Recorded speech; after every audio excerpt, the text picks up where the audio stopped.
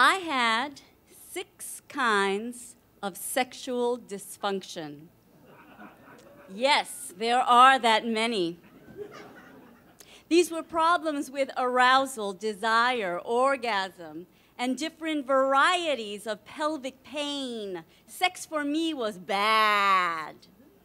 But it didn't seem bad, it seemed normal, since I'd had these problems for most of my life, the result of having been molested when I was a really young child. But then, I got married for the first time when I was 46 to a great guy. Yes, and it was like a miracle. Except it strangely exacerbated all of my bedroom problems. I couldn't talk about it, though, with my new husband, or even myself. I was too ashamed. I wasn't ashamed that I'd been sexually abused. I was ashamed of how it affected me. So I avoided intimacy until my miraculous new marriage began falling apart. But then one day I was offered an odd recovery proposition related to my work as a playwright. A theater was commissioning me to write a play. They said I could write about anything that I wanted. While I was still on the phone, these horrifying words came out of my mouth. Autobiographical, one-person play about secret sex problems. What was I thinking? Okay, this is what I was thinking. In the time that they gave me to create this piece, I would see these practitioners I would never ordinarily see because I'd be too ashamed and too petrified. Experts in female sexuality, in trauma, in marriage. Then I would perform this shit myself in front of hundreds of people, and in this way, maybe I would force myself to heal. When I told my husband, he hated the idea.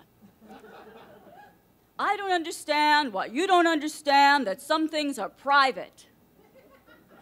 I said, privacy? Privacy has stolen my life force. But if you give me your blessing, I am determined to get it back. He gave me his blessing, reluctantly. The first person on my list was Dr. Fay, a hypnotherapist in Reston, Virginia, who greeted me at the door in a gold miniskirt and bright blue eyeshadow. After I spent half an hour telling her about my molestation, she said, "Well, maybe you're just not a very sexual person."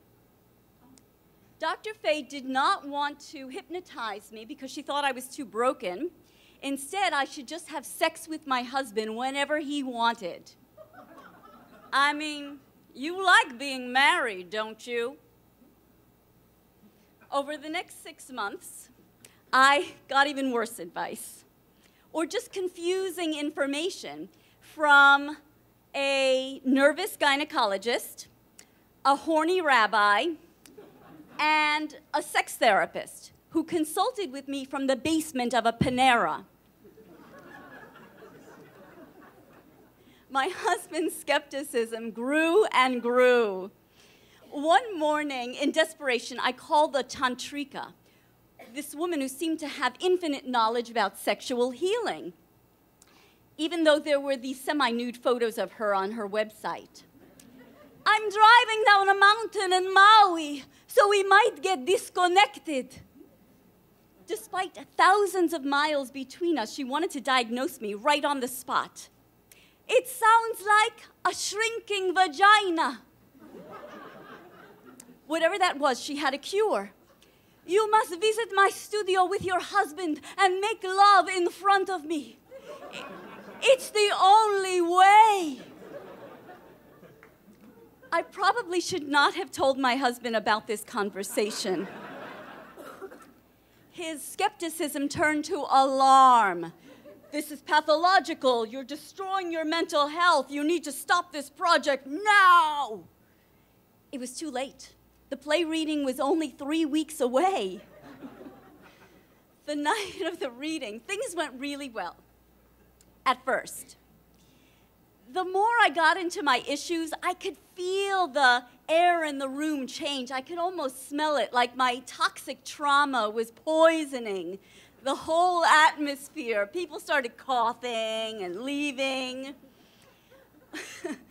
Walking home, my husband was just looking down at the ground, and he was saying, "You humiliated me in front of all of those people. I can't believe how you humiliated me." I was blindsided. He said he didn't know how he could trust me again. Then, over the next 2 years, we drifted apart.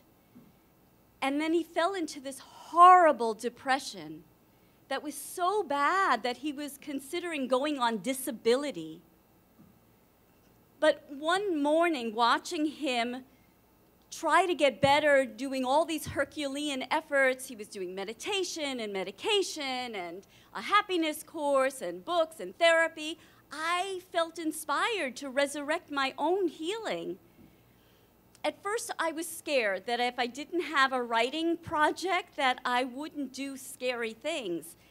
But I took even greater risks this time because I felt like we were healing as a team. I surveyed my old neighborhood to see who else had been sexually abused. And I attended what could probably best be described as a female circle jerk.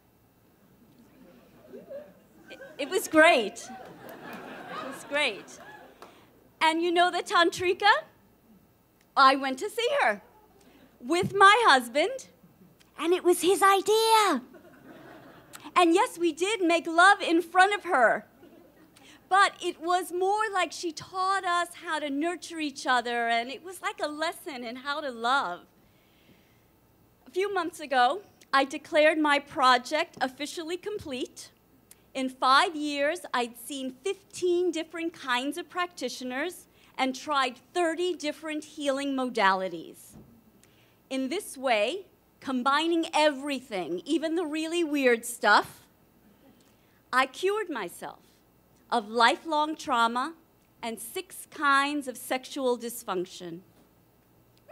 Thank you. But there were so many other benefits of this project. Many had to do with my marriage, which grows more delicious every single day. Something else happened to me, though. In confronting my shame, this fearlessness sprouted in my soul, and it spread throughout every aspect of my being. And I feel a piece of it all the time. But mostly, I feel it when I speak openly about how sexual violation affected me. In these moments, I feel blessed by the power, the restorative power of my own courage. Thank you.